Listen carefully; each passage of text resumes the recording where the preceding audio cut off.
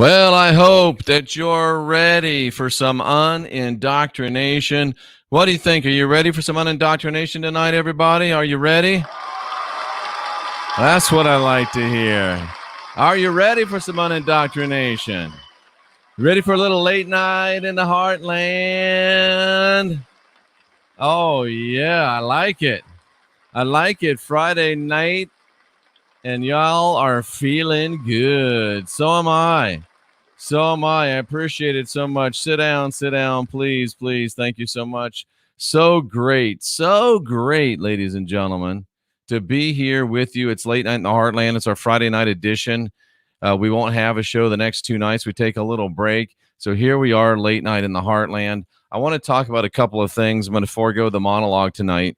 And I just want you to understand a little bit about me. I know a lot of people, oh, he's such a dick. He's an asshole. And I looked, ladies and gentlemen, at my numbers, and I have literally had as many people unsubscribe from this channel as are subscribed to this channel.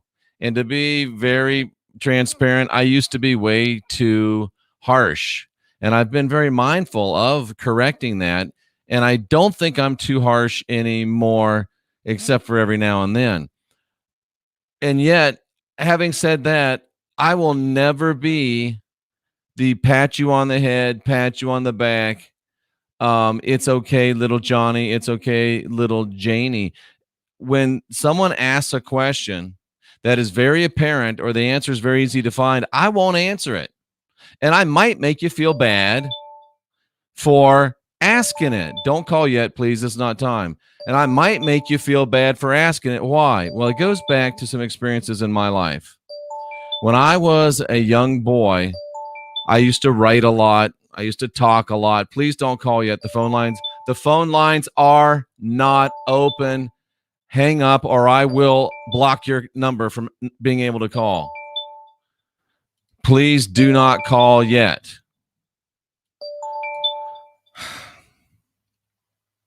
This is a patient moment for me. I'm learning. I'm taking a deep breath. Okay. If you call again, you are blocked from ever calling the channel again. Do you understand me? Okay.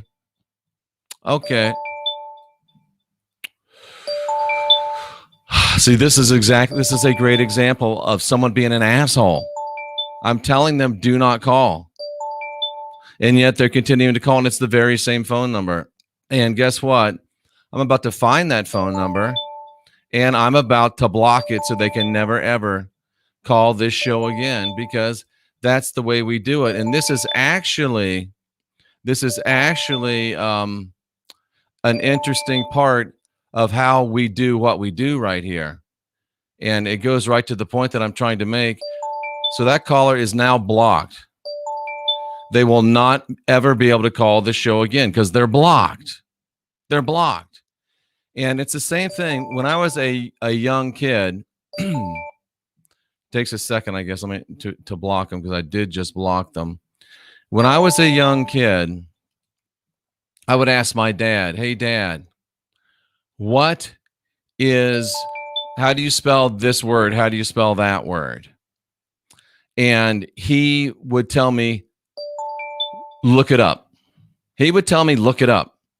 And I would look it up. And as a result, I now have a very expansive vocabulary. And if I didn't have that, if he would have just given me the answer, I would not have the expansive vocabulary that I have now. And if I just give you answers instead of making you look for them yourself, all I'm doing is setting you up to be a sheep. I'm setting you up to be a sheep. And that does you no good. And someday it may cost you your actual spiritual life. It may cost you your actual spiritual life someday. It really might. And I'm not going to do that to you. I am not going to do that to you. And I'm trying to get this to refresh to see why that number isn't blocked when I just hit the block button. So what we do here is we try to help people get ready to be able to be divine and sovereign and free, not only just in this life, but in the life that is coming up after this one and to get you out of this one. And this person can be an asshole all they want, but this is my show and I'm going to win. I'm going to win. And the phone lines are not open. The phone lines are not open yet.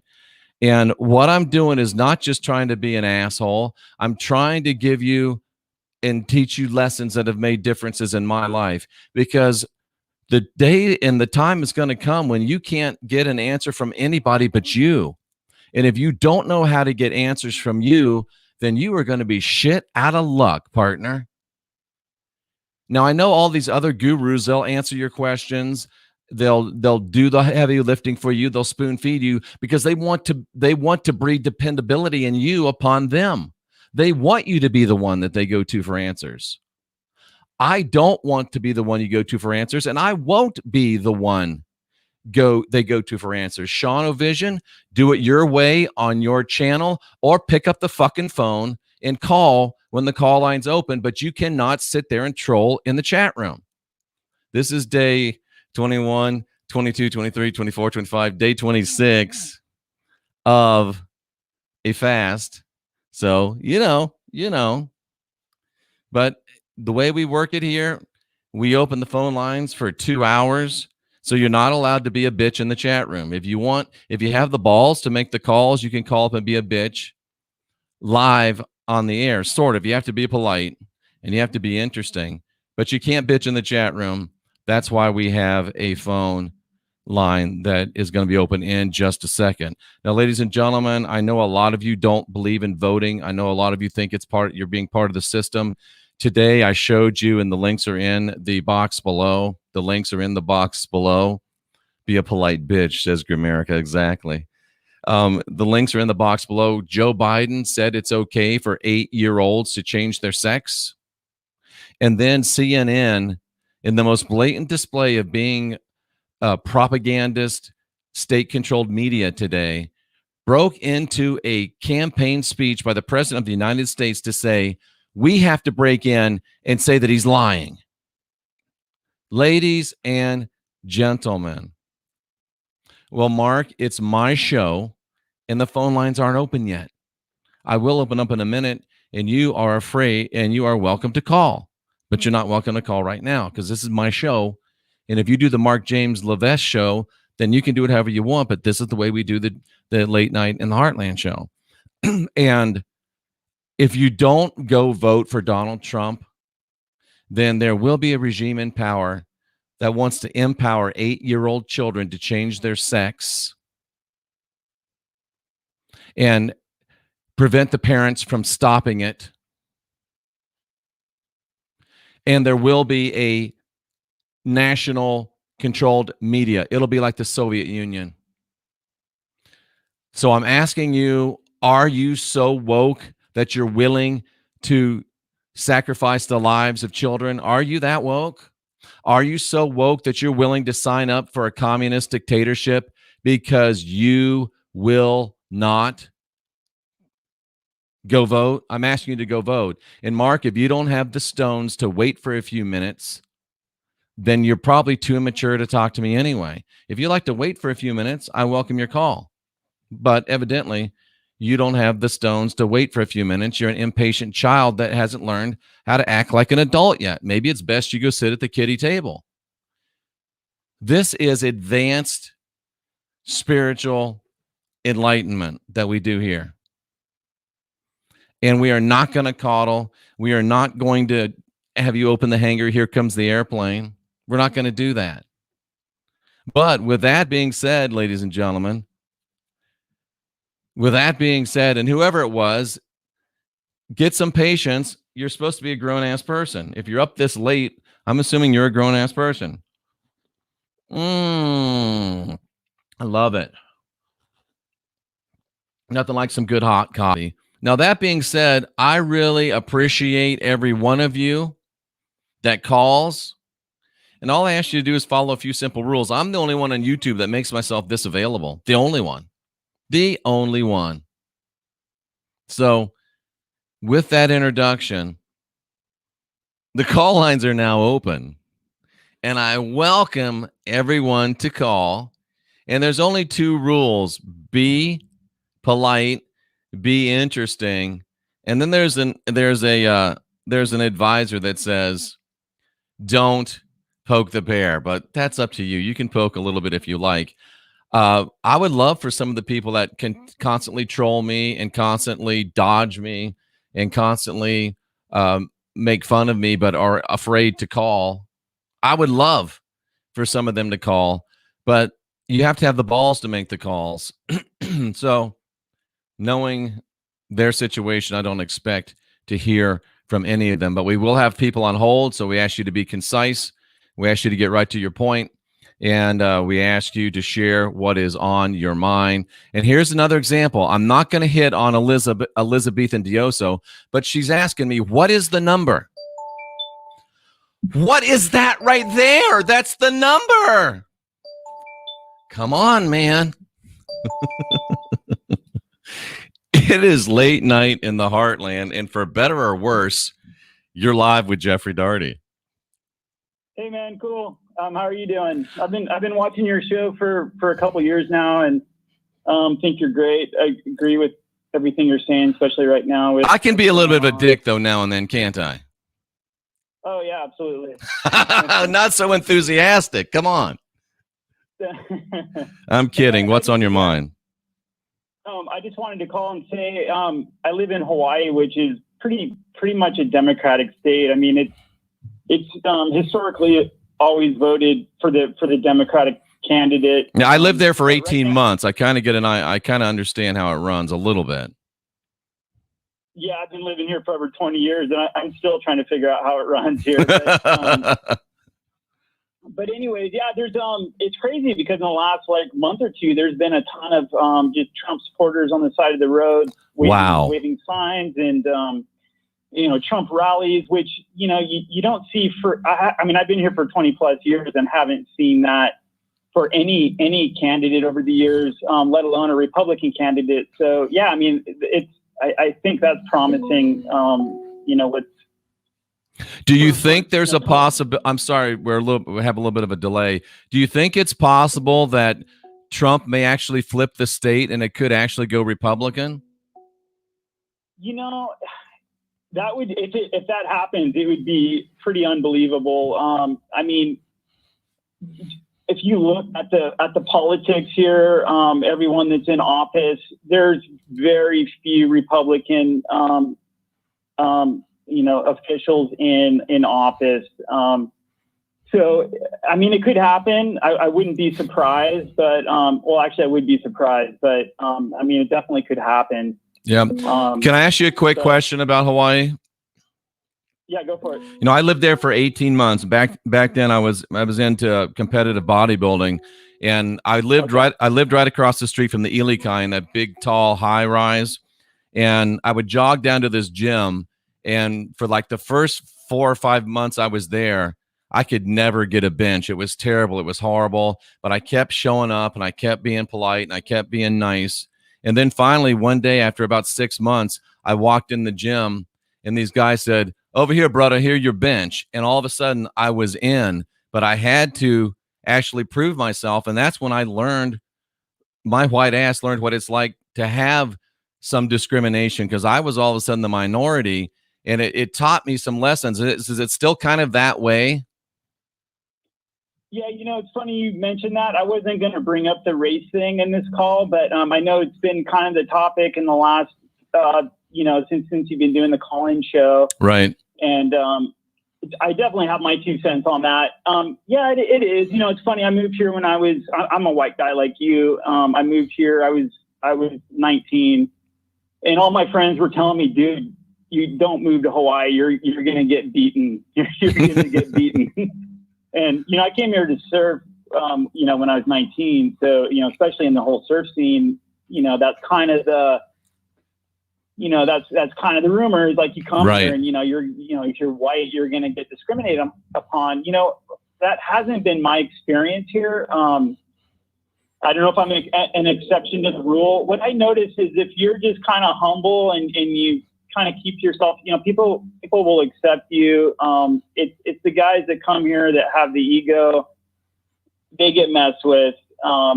I've been here 20 plus years since I've been 19, and I've never had any conflict, with the locals. But yeah, it's interesting because, the whole, if you come here and you're white, you're the minority. I mean, you have the, Pacific Islanders and the Hawaiians and Filipinos and, Micronesians and, the Japanese and the Chinese. And, it's just a huge, it's a huge melting pot, mostly Asian cultures, but right.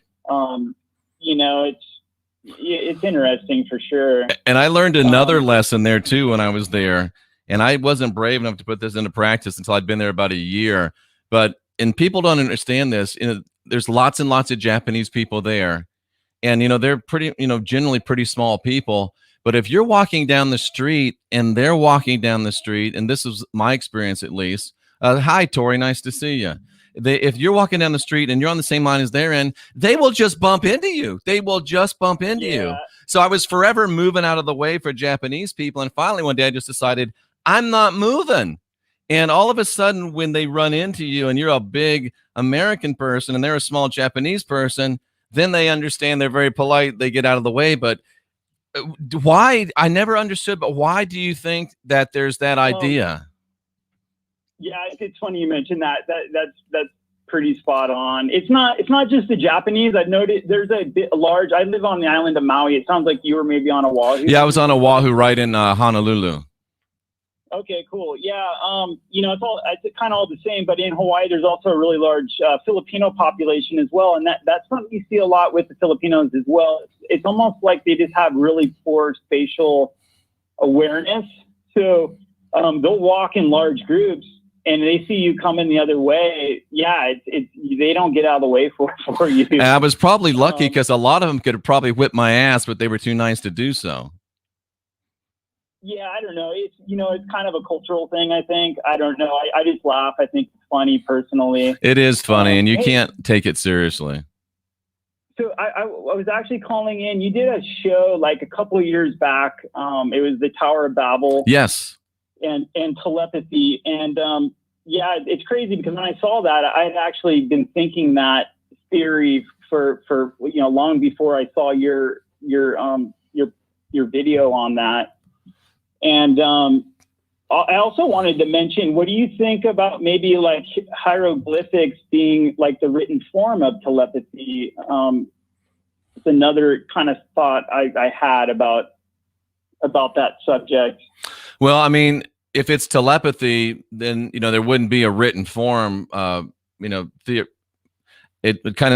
is not written. That's kind of what makes it telepathy. But I'm thinking that could hieroglyphics have been perhaps the first written form of telepathy? And to your point, I guess, as I think more about it, hieroglyphics aren't really like, letters and words. Hieroglyphics are, pictograms. So it certainly would make a more logical sense that either whether they were a transition from telepathy to pictographs to actual letter-based alphabets, letter-based words.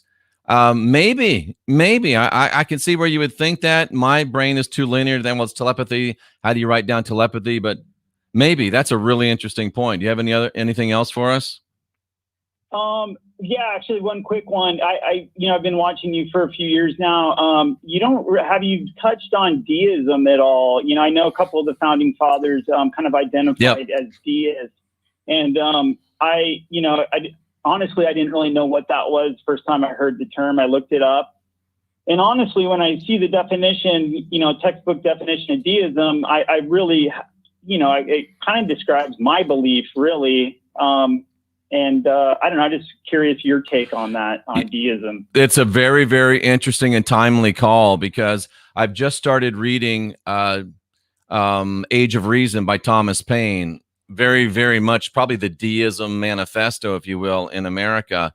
And I think, people think, they were just deists. They didn't really believe in God. You don't understand what deism is. Deism is a tremendous way of thinking. Deism is what this country was built on. And I think if I had to put a tag on myself, it might be deist, but it's funny you mentioned that because I am studying it right now, and deism is fascinating. And I think probably almost all of the founding fathers were deists. So you're obviously a very well-read and learned guy. You don't just surf all day and party all night. You also read some books, it sounds like.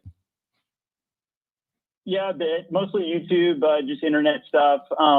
Hey, also one last thing. I'm gonna let you go because I know you're busy and you have calls. But BitChute, I've kind of discovered BitChute lately, and it kind of reminds me a lot of basically what YouTube used to be. I know you have a channel over there. It doesn't look like you've kind of added any content lately. Yeah, I haven't got much result from it, but I do need to keep building up. And again, today I was just thinking about that. It's a great reminder. All right, man. Cool. Hey, awesome talking to you. I really appreciate your time. And my name is Brian, by the way. So yeah, hopefully I talk to you more. So yeah, Brian, please feel free to call in, and mahalo for calling. I really appreciate it. Awesome, man. Have a good one. Thanks. Take care. Bye-bye. Oh, that was a good first call. That was a great first call. And we got somebody on hold. Thank you for holding. You're live with Jeffrey Daugherty.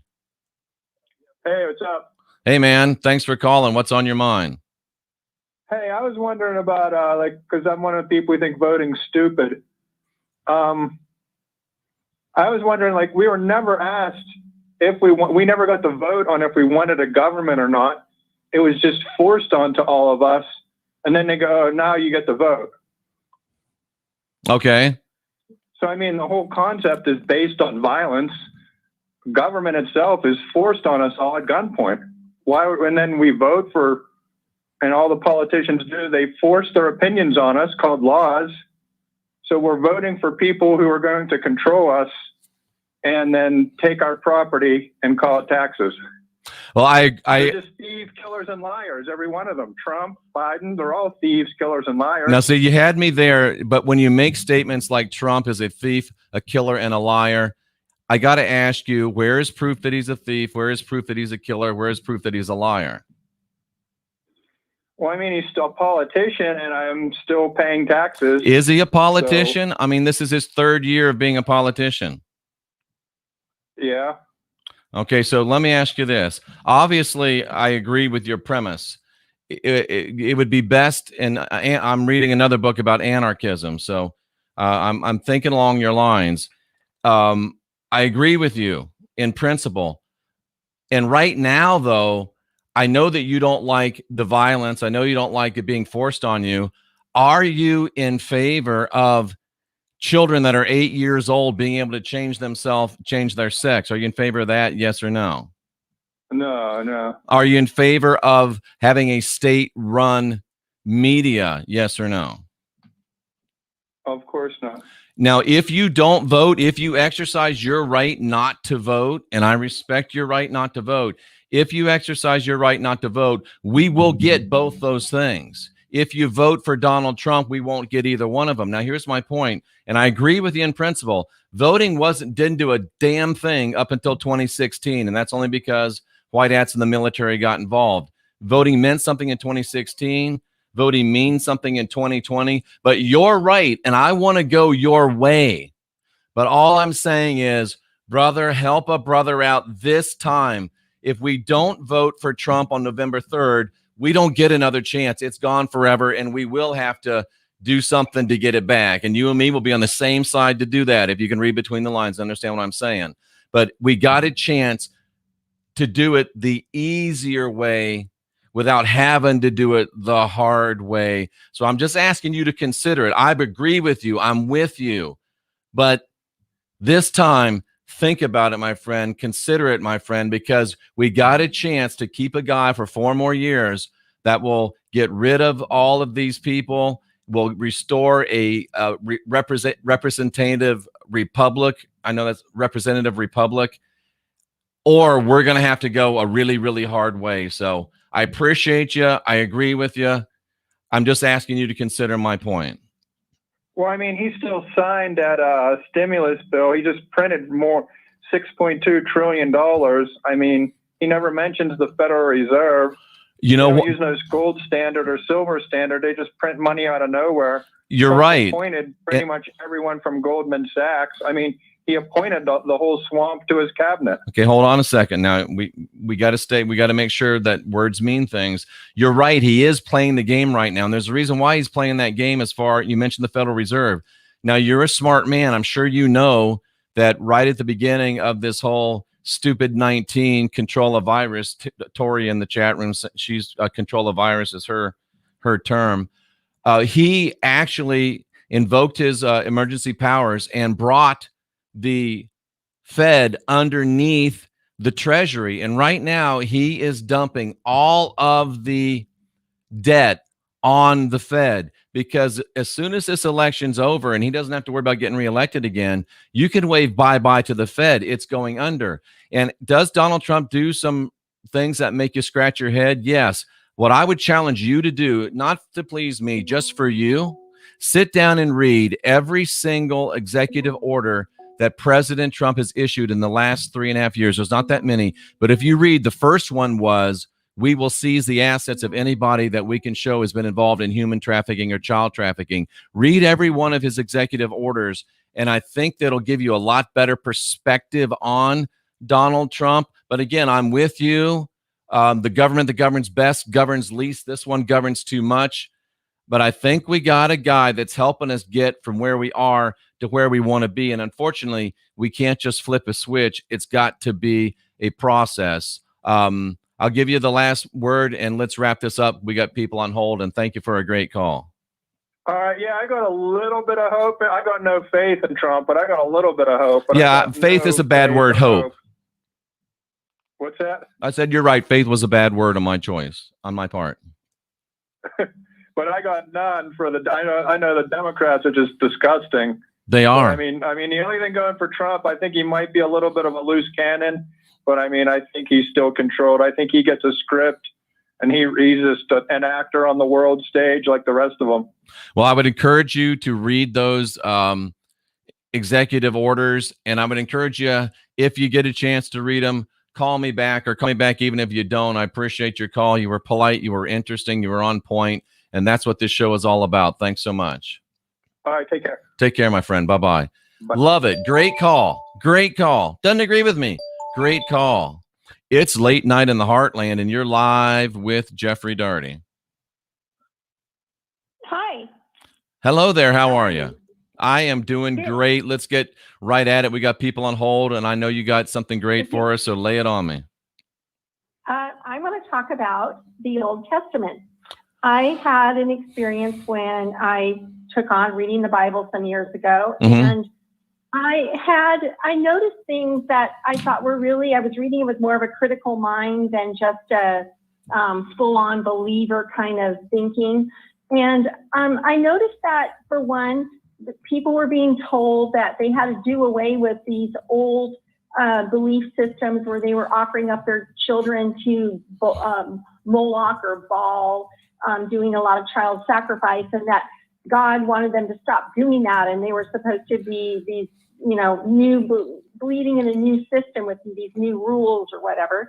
But I thought it was really weird how, for one, there was so much blood sacrifices. There were so many animals being slaughtered in the Torah. I thought, you know what, that's a lot like what satanic people are accused of doing, that they kill children and animals. They do sacrifices a lot. And then I noticed, like, Abraham was, he was asked to kill his son Isaac for God. And at the last minute, God said, okay, you proved, yourself to me. And or an angel voice said to him, take the ram in the thicket instead as the sacrifice. And then you're probably really familiar with the controversial story in the book of Judges with Jephthah, and how he made a deal with God to win a battle against the Ammonites, that he would sacrifice as a burnt offering, the first thing to greet him when he got home from the battle. And it was his daughter. Right? And it was his daughter. And he was very upset when he got home. He said, how my heart hurts, I promised God and to do this thing, to make this sacrifice to him. And she said, no worries, Father, just let me go into the hills for a couple of months with my friends to be more my virginity, and when I come back, you do as you promised to God. And it says in the Bible that he did give her as a burnt offering. And people say, no, that's against the rules. You know, God wouldn't have had him do that. But in my King James Study Bible, it says that there was a moral to the story that we were supposed to, the takeaway was to learn to not make foolish promises to God that you wouldn't really want to keep. Because he didn't, I mean, I guess, was a goat going to greet him out of his home when he came home? I mean, I don't know. And so, anyways, I'm just like really, and then Jesus being sacrificed, and he was the Son of God, that's the ultimate child sacrifice. It is. So, and what is a cross? A cross is an emblem of torture. Right. So, I'm kind of like a little tripped out at how much my takeaway from reading the Old Testament was they were supposed to be getting away from all these things, yet they were constantly in these situations where there was kind of sacrificing needing to be done. Oh, and then the one other one I was going to mention was God told them to go and kill people in a city, like go kill all those people. Many cities. Bad people. And in Deuteronomy, there's an instance where they do this, but God says, but you may keep the virgins for yourself, like keep the hot ones. You can keep the hot chicks, but kill the babies, the ugly girls, the ugly boys. Children, kill the animals. Yeah. And I want to know, in the middle of a bloodbath, when you're killing a city of people, how do you know who's a virgin and not? And do you really think those virgins are going to want to go with you after you just killed all of their family in front of them? Well, if the choice is to be pierced with a sword or pierced with something else, a lot of people will take the latter. But yeah, I mean, all of this that you have identified, I'm right there with you. What is your conclusion on all this? Or do you have a question for me in it, or are you just kind of talking through? I wanted to just bring it forward, and I didn't know if you had covered it on a show or talked about it with others before, but my takeaway was, what the heck is different between what people accuse Satanists of doing, of, sacrificing and rituals and all this stuff, and all this, what was going on in the Old Testament? I'm having a hard time really seeing the difference. Yeah, I'll give you a spoiler alert. It doesn't get much better in the New Testament. And the answer to your question is, you're exactly right. That's why I'm the Christian whistleblower. I used to be a Christian, and I started seeing the exact same things that you're seeing. And I'm like, something ain't right here. And as I got into the original Hebrew and the original Greek, I have over 100,000 hours verified of study by George Norrie. And I saw that something's wrong. And the fact of the matter is, the God of the Bible is a bloodthirsty killer. He's a vicious, psychopathic murderer. And most people, for whatever reason, don't ever get the objectivity that you found to look at the Bible and evaluate it as literature. And I salute you for having that ability, and you have just thought your way out of one of the strongest fear and guilt control matrices on the planet. And I give you great credit for that, and I agree with you 100%. Oh, cool. Yeah, I mean, it seems kind of obvious if you use your critical thinking. That's the big key. Christians are not allowed to use their critical thinking, because I'm sure you noticed the verse that said, the fear of the Lord is the beginning of wisdom. And it doesn't mean reverence. Right. It doesn't mean respect. The word means fear.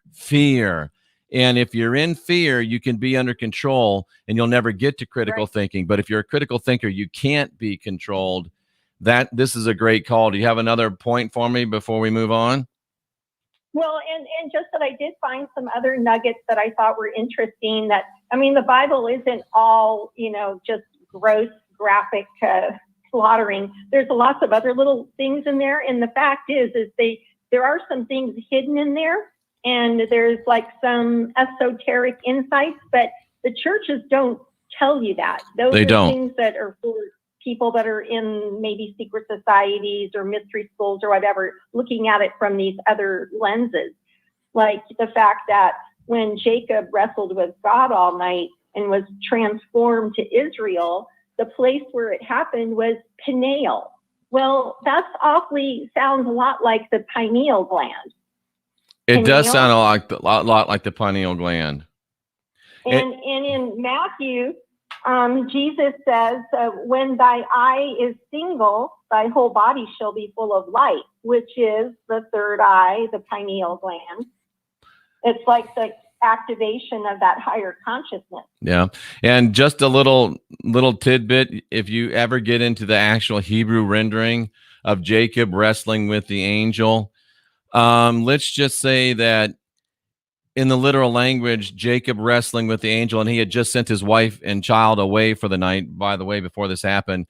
When he wrestled with the angel, it would have been probably more accurate if it would have said that he had a hot oil wrestling contest with the angel, if you know what I mean. So that's exactly what happened. Great call. Any other points before I let you go and move on to some of these great people on hold?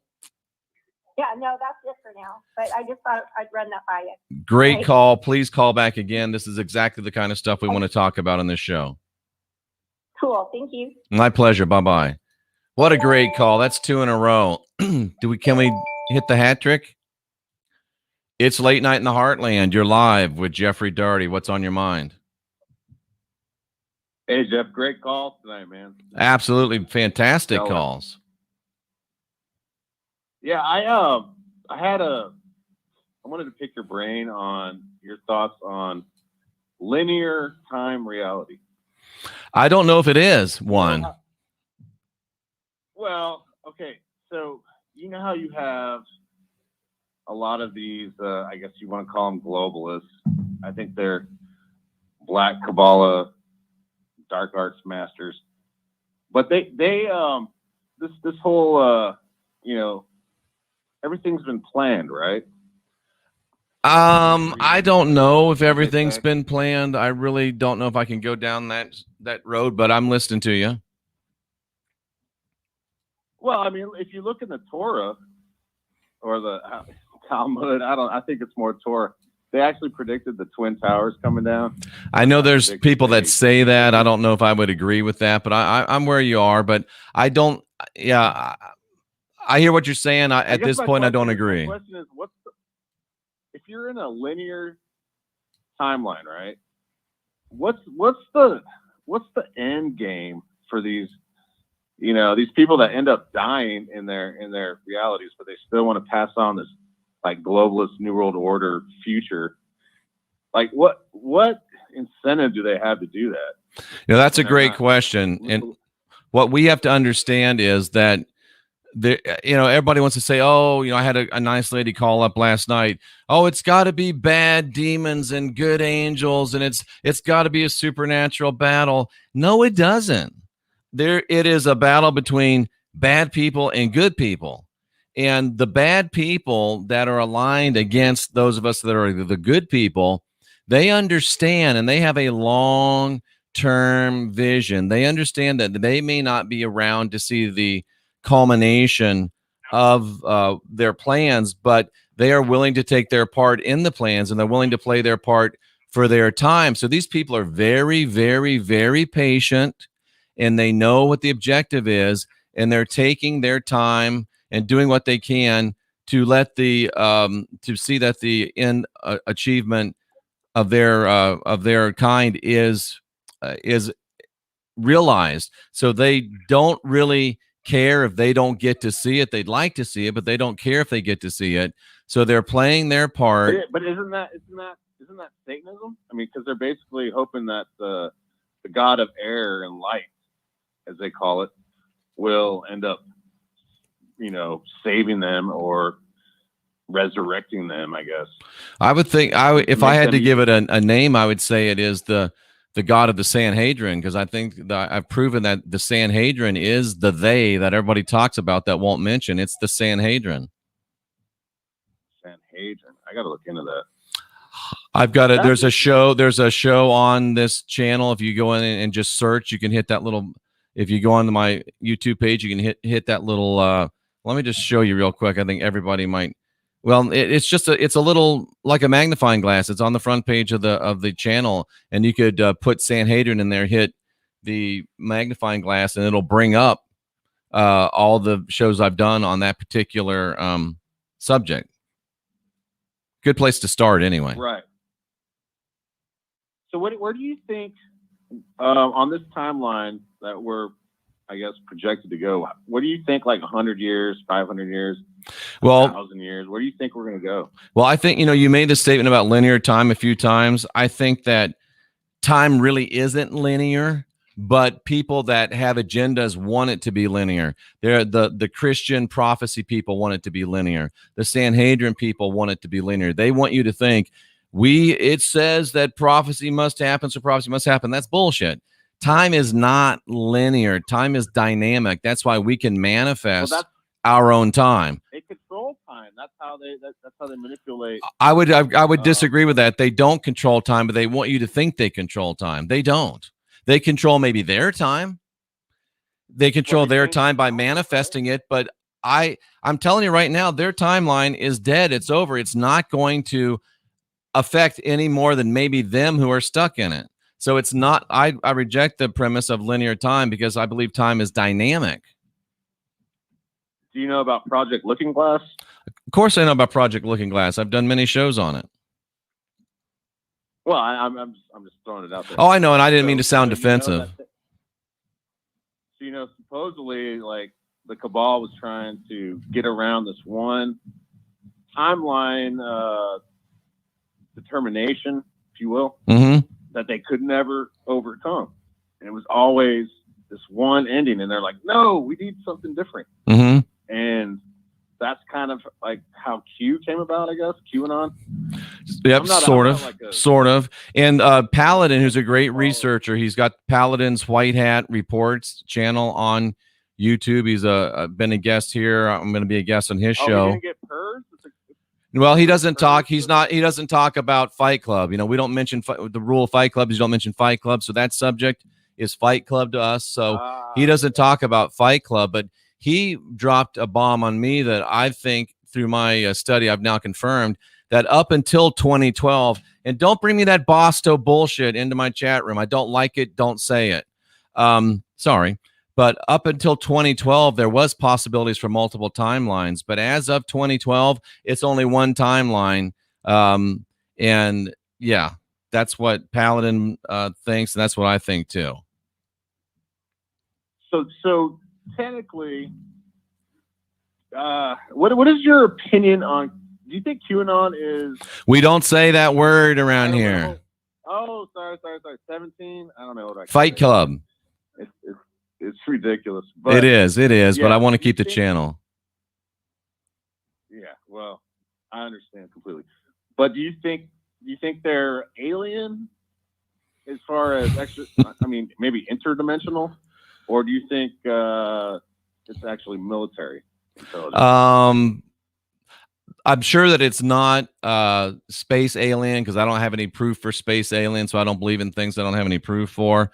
But it's probably a combination of Fight Club, maybe a combination of many things. So I wouldn't rule anything out. Well, but you do believe that it's I guess a benevolent type intelligence. Well, again, I'm kind of like President Trump. I don't know a whole lot about Fight Club, but I know that they are very much against pedophiles, which is very, very important. Crazy? And I know that a lot of people have come to a great deal of awakening and understanding and thinking for themselves and researching for themselves through it. So I would have to say that Fight Club is at least to a great extent been a benevolent club for people to be in. Yeah, I have a lot of buddies that think that it's a Zionist intelligence agency. I would say no way to that. Well, yeah, because dark to light is actually a Kabbalah thing. You know what you say. And I'm so glad you said that because a lot of times we say, as above, so below, and we act like we pat ourselves on the back for being spiritual. That is Kabbalistic black magic. Right. Good stuff, man. Good stuff. You got anything to wrap up with before we move on? No. I just was kind of curious about what you thought. Like, if we were going to go down like the Star Trek realm, No. 100 years, or do you think we're just gonna, kind of go within ourselves? I think that when we vote for President Trump on November 3rd, I think November 4th will initiate the greatest American century that we've ever had. And we're going to see the Fed go away. We're going to see the IRS go away. We're going to see a brand new equitable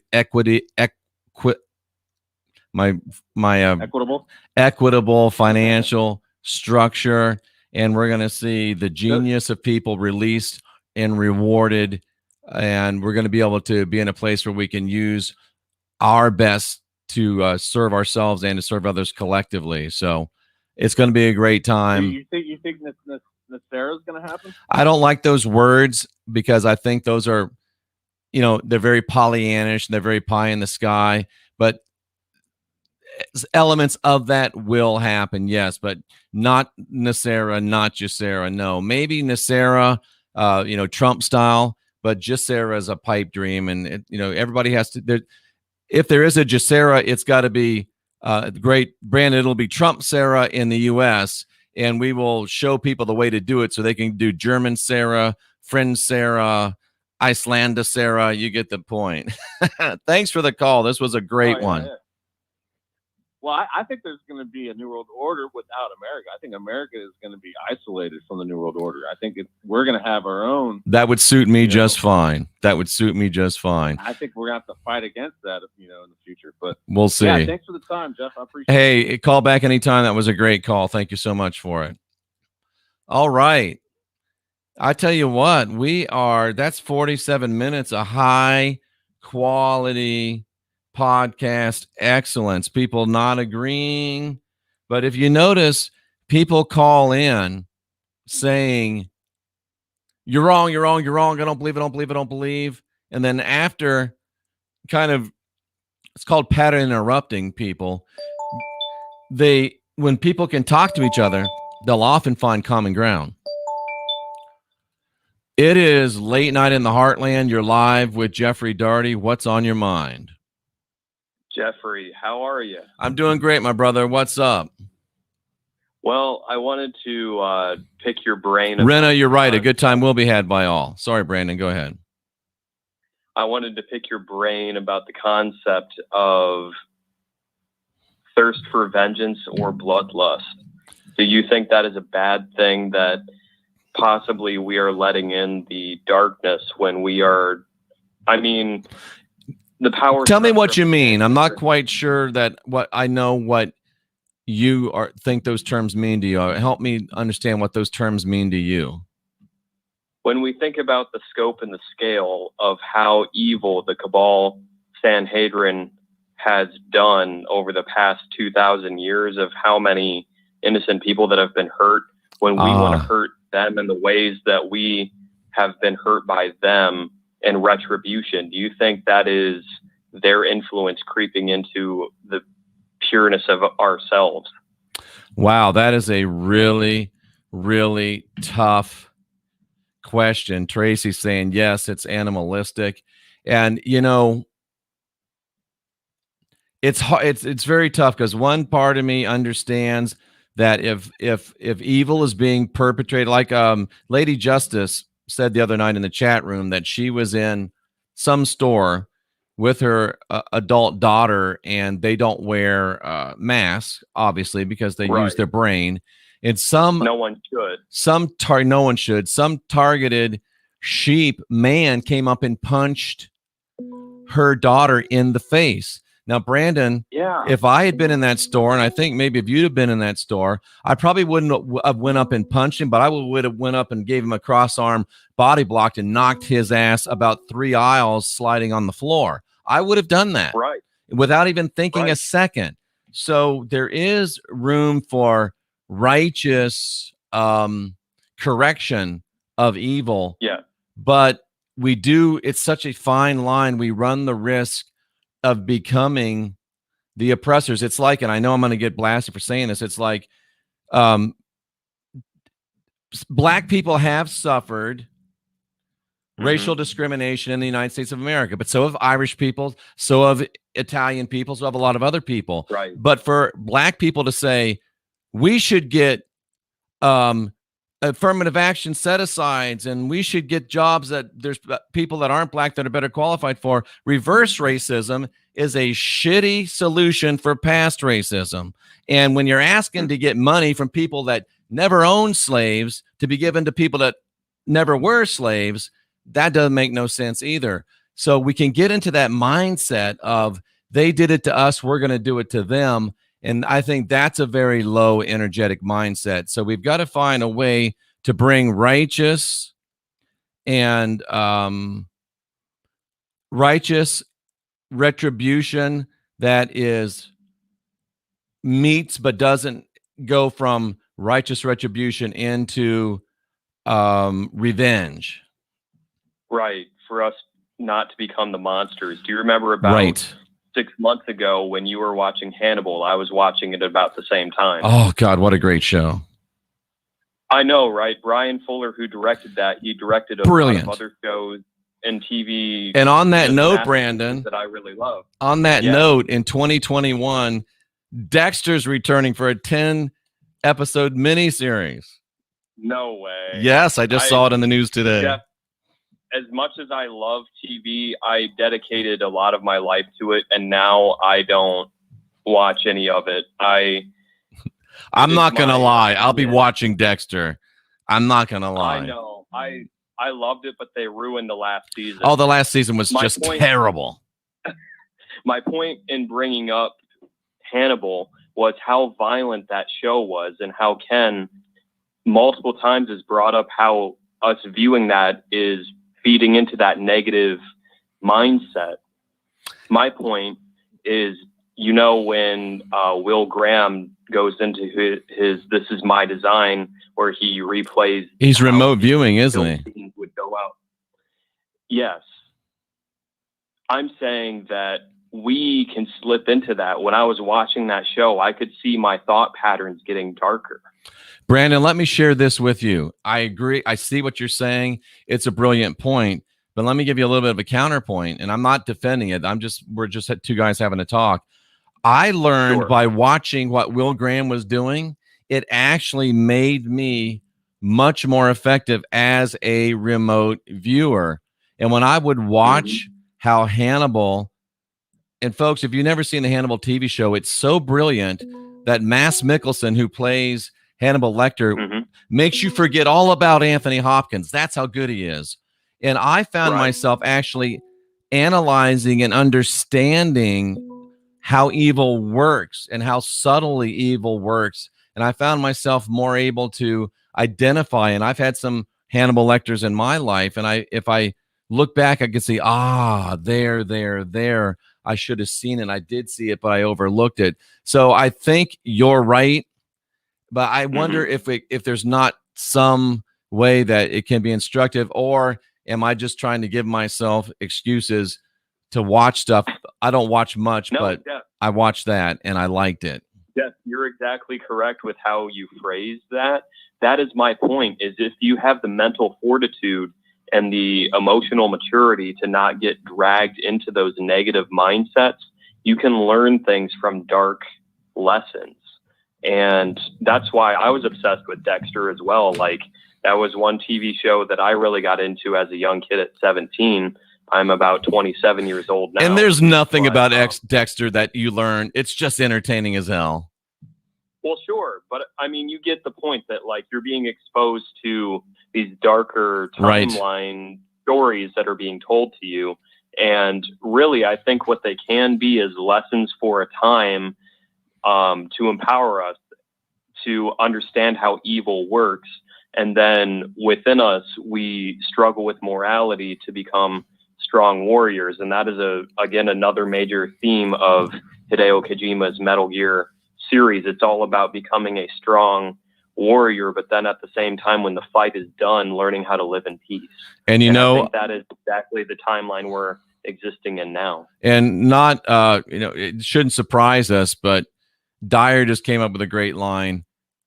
maybe it's a matter of watching consciously versus unconsciously, and that's exactly what it is. Exactly. And that is what too many people do when they sit down and turn on the TV. I've lived without internet now for about, it's been about a year and a half. And I mean, I still get online to do work type things, but like being disconnected from cable. And then when I go to somebody's house and they're watching the TV, seeing the way that the programming is set up to have your show segment for 7 minutes and then have like 5 to 7 minutes of commercials.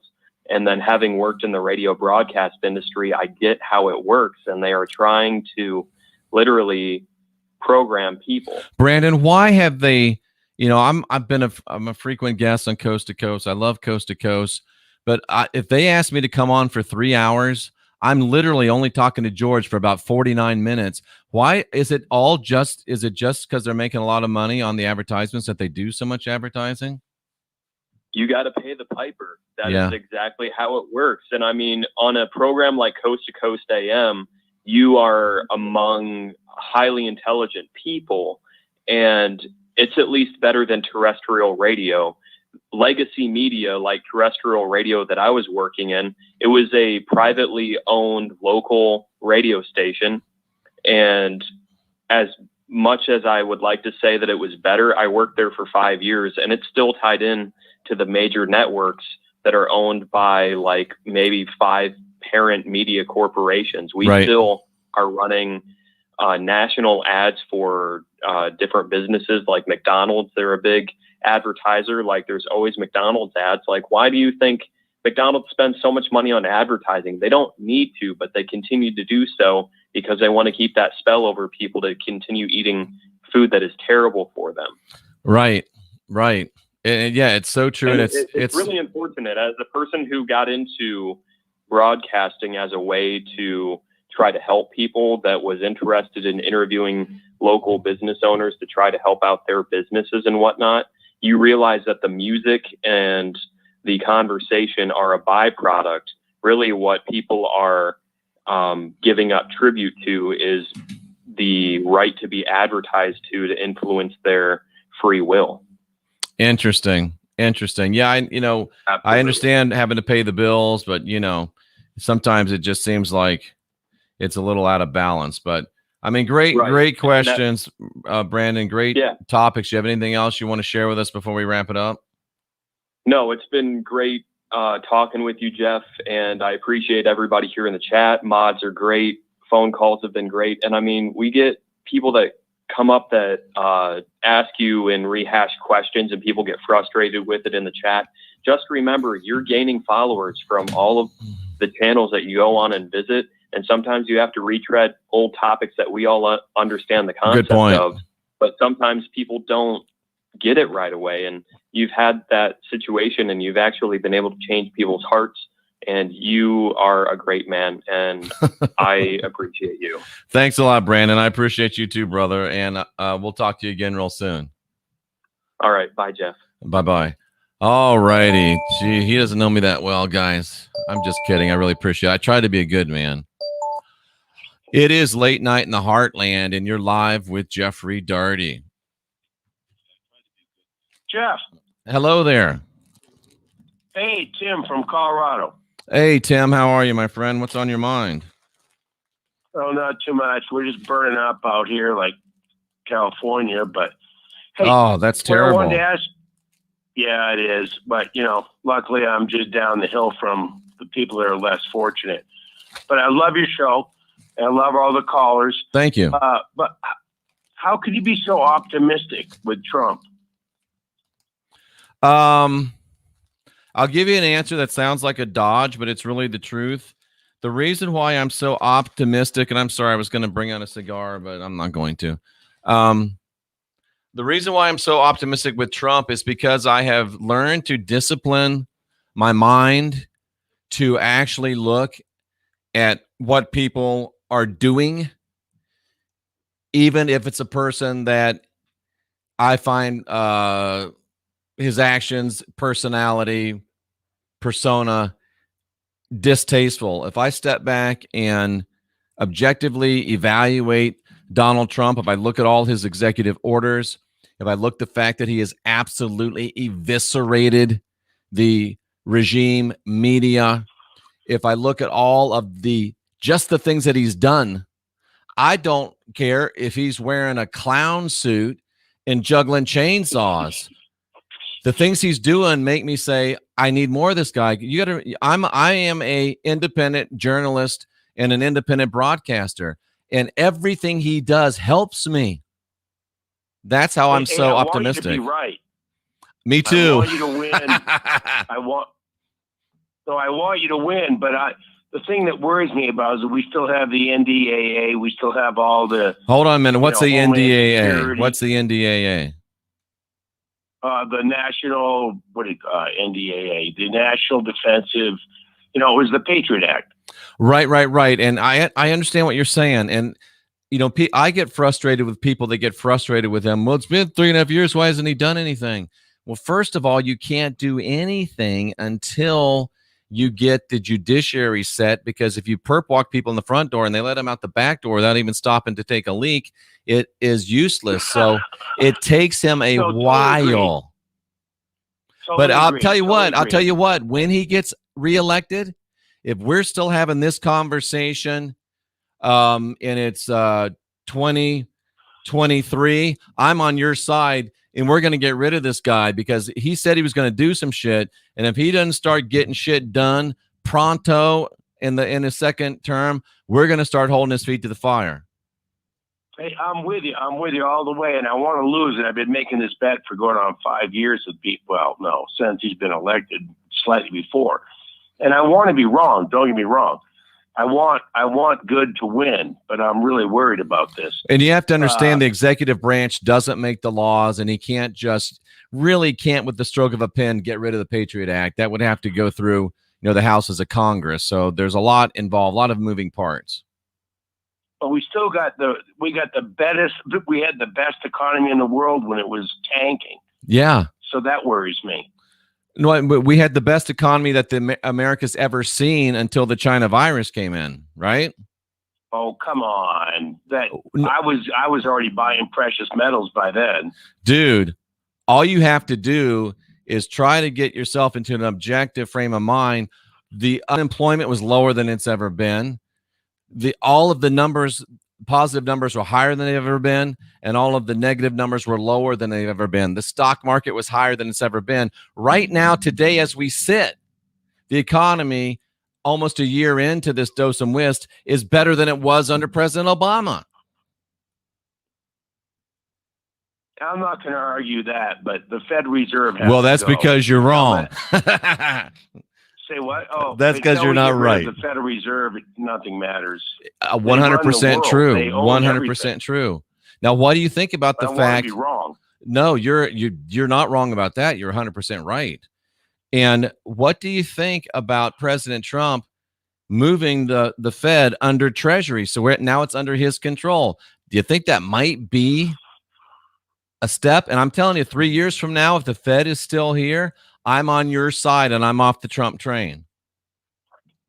But we don't have to wait till 2023 or 2022, do we? No, that'll be done. I'm going to say it'll be done. The Fed will be gone. The Fed, as we know it, will be gone by the end of 2021. What do the rods say? Rods, will the Fed be gone by the end of 2021? The rods say yes. The Fed, as we know it, complete dismantling of the Fed will be accomplished by 2021. I'm going to have the biggest party there's ever been known. By the end of 2021. Well, what's going to happen in the next 3 weeks? Are we in like, because you have a lot of experience with the Bible and things, right? A lot more than me. But I have friends that have studied it heavily. Well, I have 100,000 hours of experience in it.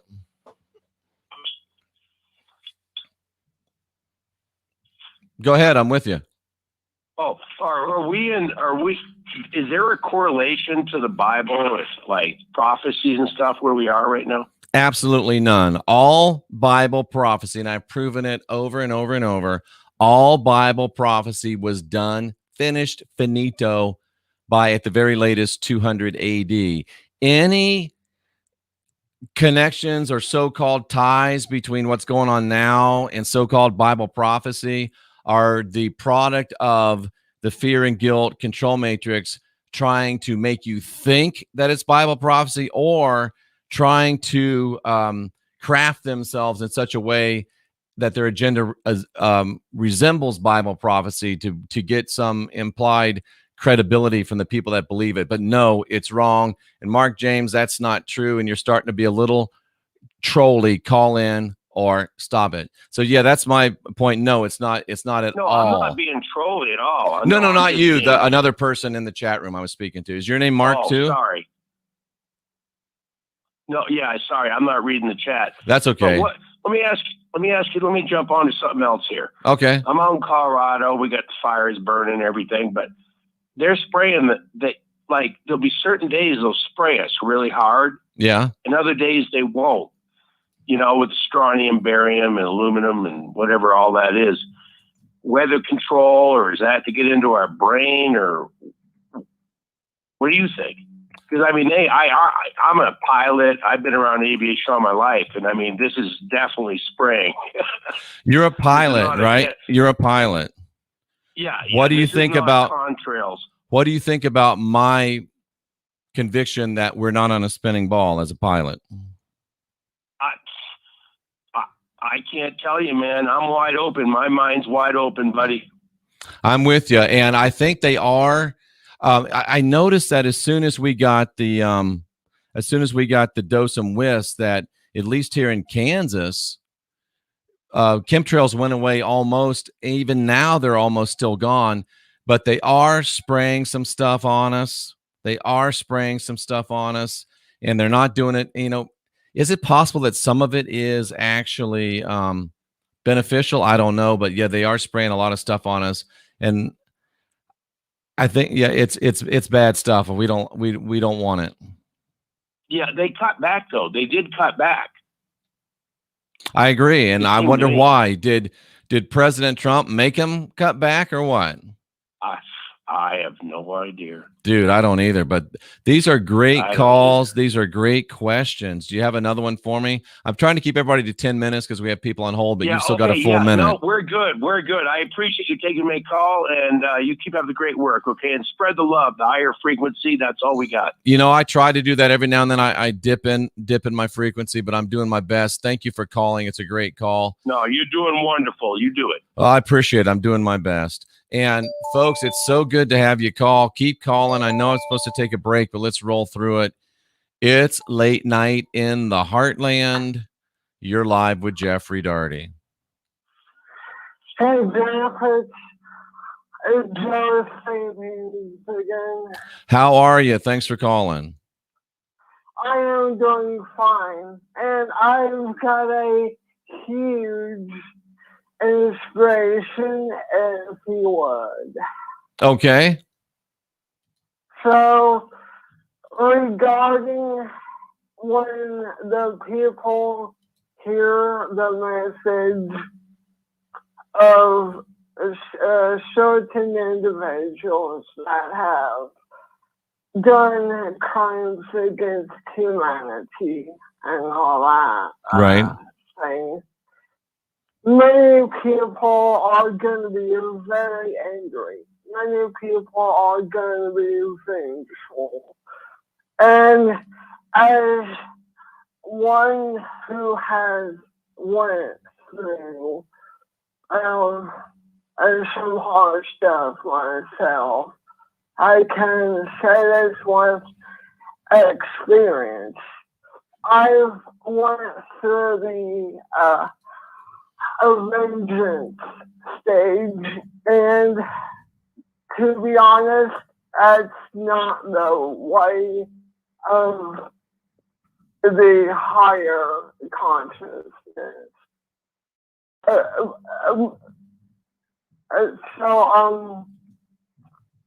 I don't want to sound arrogant. I just want to say that sometimes the best way to go is to let it go. Let it go. I do not condone what happened, but just let it go. Since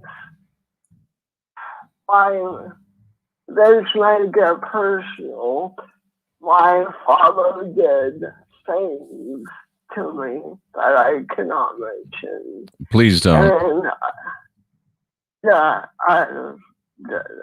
and that's what I got on this whole matter.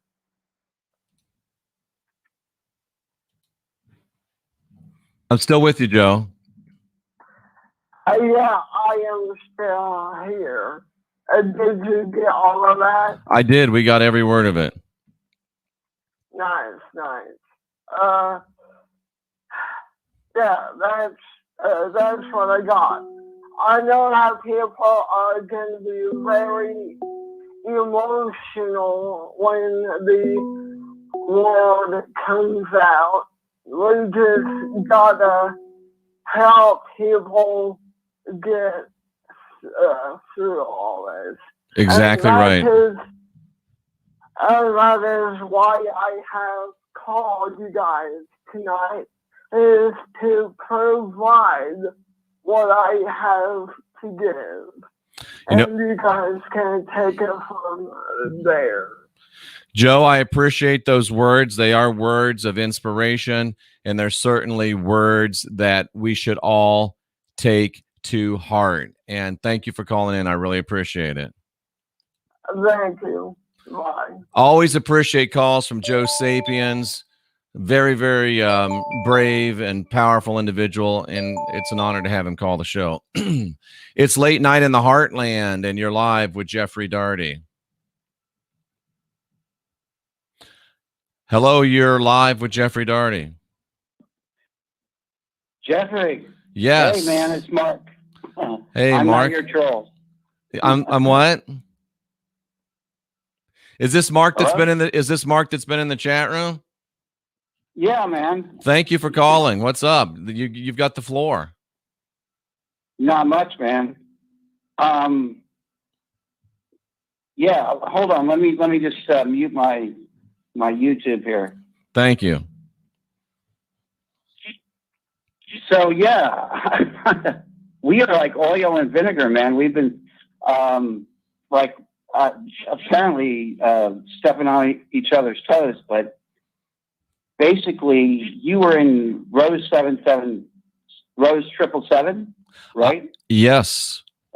Couple weeks ago or a week ago or so. It's been a while. Yeah, I was the only guy. I was the only person in that chat room defending you because this rather articulate Christian pastor was not answering your question. You remember that? I do remember that, and it was quite uncomfortable. I appreciate you having my back, but I mean, I made the mistake of the whole idea of you assume you make an ass out of you and me too most of the time. So I assumed that as a fundamentalist that he would have respect for the actual text of the Bible, but that was a misassumption. So I learned a lesson that if I ever do get in a conversation with Christians again, that I have to say, can we agree that the original text means things and that the words mean things and that the text stands on its own and human theory has to conform to the text and the text doesn't have to conform to human theory? Yeah, I mean, words should mean what they're supposed to mean. And they do, but some people don't want to let them. Yeah, that's true. Yeah, that's true. But I got to say, man, he definitely triggered you. I mean, I disagree with that. He didn't trigger me at all. I have now I might have appeared triggered, and I was distinctly saying, okay, because I tried him 3 times. Said, okay, let's try this again.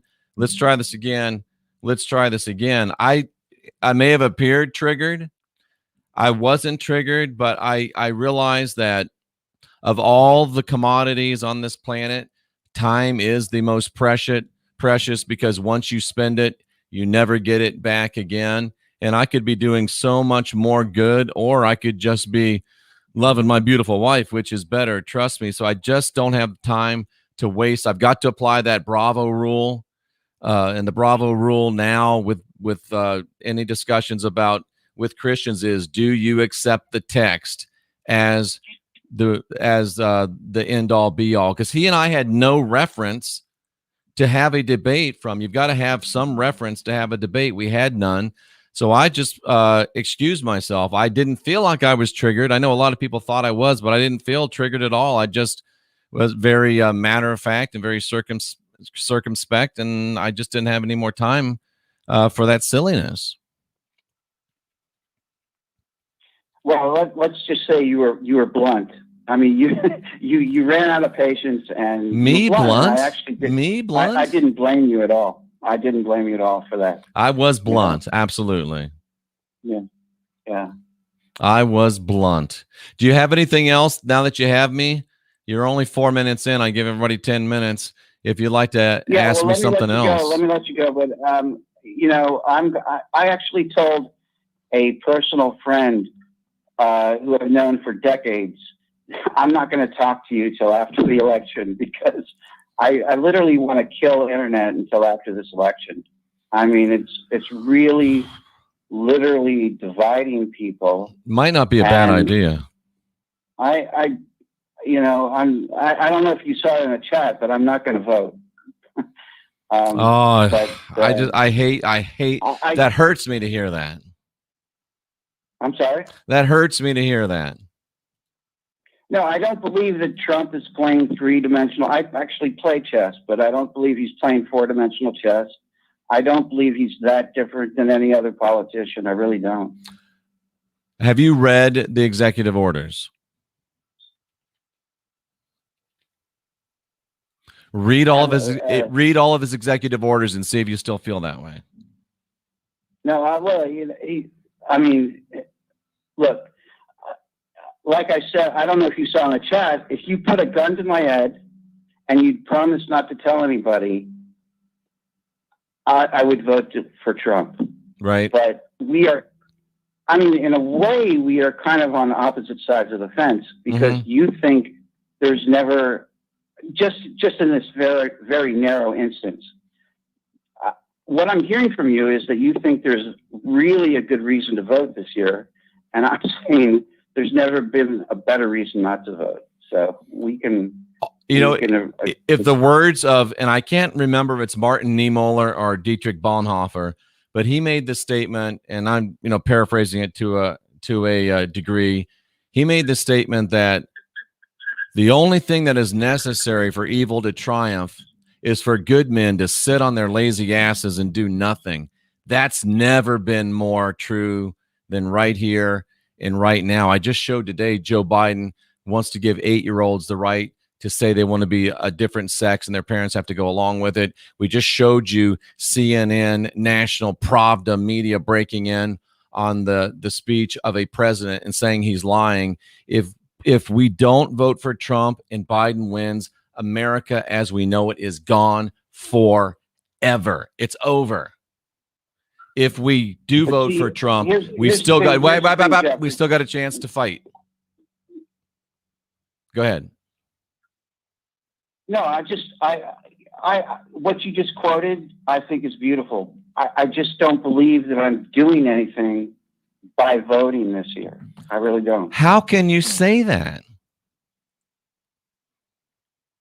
Well, for one thing, I don't want a untested vaccination warp speed fast-tracked and mandated on my family. Do you think that not voting is going to help that happen? I would submit to you that by not voting, you are guaranteeing that you're going to get that vaccination, because if Donald Trump doesn't win, you don't get a choice. Joe Biden is coming, and he's coming with a needle, and they're going to hold you down, and they're going to stick it in your arm and in your wife's arm and in your children's arm, and you're going to get it. If you vote for Donald Trump, there won't be a vaccine. There's going to be therapeutics. And then if somebody's crying, got to have a vaccine, to let them have it. But he's coming with therapeutics that you get a choice. If from what you just said, not voting guarantees or gives you the best chance of getting what you don't want. Well, I don't know, man.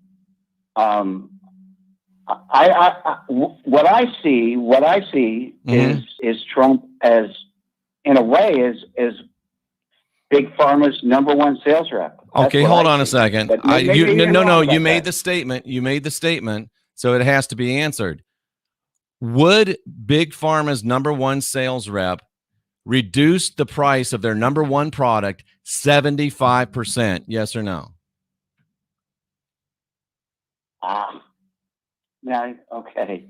He just reduced. But you're evading he just reduced. I'm muting you. I was talking about the vaccination. He just reduced. Okay. No. You said he's Big Pharma's #1 sales rep. He just reduced. Is Trump making anybody feel better about the vaccination? I'm going to. No, you have to be polite. You're not being polite.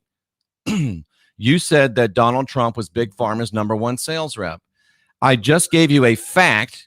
Facts don't care what you think. Facts don't care what I think. Facts don't care what you feel, and they don't care what I feel. The fact is that he just reduced the price of the #1 most selling pharmaceutical in the United States by 75%. So if you're not being polite. So if he's their #1 sales rep and he just reduced the price of their #1 drug by 75%, then that statement has just been shown to be factually wrong. All right, man. I don't want to step on any. I'm not pro pharma. It doesn't matter. You're telling me that he's reducing the cost on a drug that I don't want. But right? No, that's not what happened. We have to begin to think like adults. You said he's the #1 salesman for Big Pharma, and I just showed you a fact that proves that statement that you said was wrong. Well, no, I mean, look, Trump is I think somebody put this in the chat. Trump is at the poker table, and he plays it better than anybody else. But that doesn't mean I'm going to bite. All right, I'm going to hang up now because I want other people to call in, man. Okay. So we don't agree, but we didn't start hurling insults at each other. All right. I appreciate it. Thanks for calling. All right, man. Bye-bye. This is I think a personal growth for me. And this is a thing that we have to start doing. When people make statements, we can't just let them slide. We have to say, no, wait a minute. You made a statement, and you just made, I think Hannah just said something in the chat that I wanted to address. Somebody said, but doesn't the Electoral College elect the president? Yes and no, but you have to understand what the Electoral College does. If there was no Electoral College, Hannah, then if you don't live in one of 8 states, you would never see or hear from any candidate for national office, because they wouldn't give a good goddamn about you, because it would be just based on the popular vote. And if this was just one country, that would be okay. The popular vote would count. But this is not just one country. We have to understand something, ladies and gentlemen. This is the United States of America. It's not the United States of America. It's the United States of America. An electoral college is that a person in Iowa has a say just like a person in New York. And we'll get back to that. It's late night in the Heartland, and you're live with Jeffrey Daugherty. I'm turned up tonight. I hope you are. Bring it to me.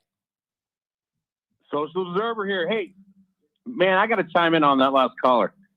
Trump, not only did he admit that Big Pharma was literally going after him, and he might have to go away for a while. Do you remember that speech? I do. He is not a friend of Big Pharma. No, Big Pharma hates him. I would go as far as to say that Big Pharma probably is in the midst of planning, or has been in the midst of planning, to assassinate our great president. Yeah, I was gonna say they pretty much with big tech are lockstep in like world domination, and like they are globalists. Yep. To say Trump is gonna be like their best salesman, that's just hit me like a ton of bricks, because I'm like, no.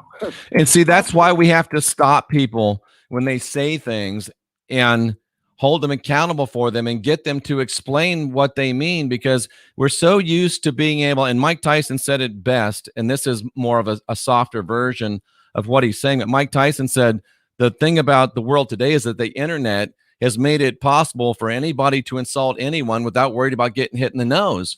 And the internet has also made it possible for people to just make a statement and not be held accountable for what they just said.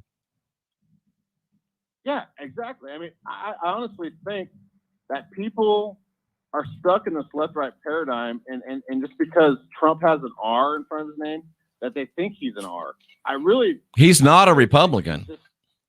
He's not. He's more of a classical Democrat, if anything.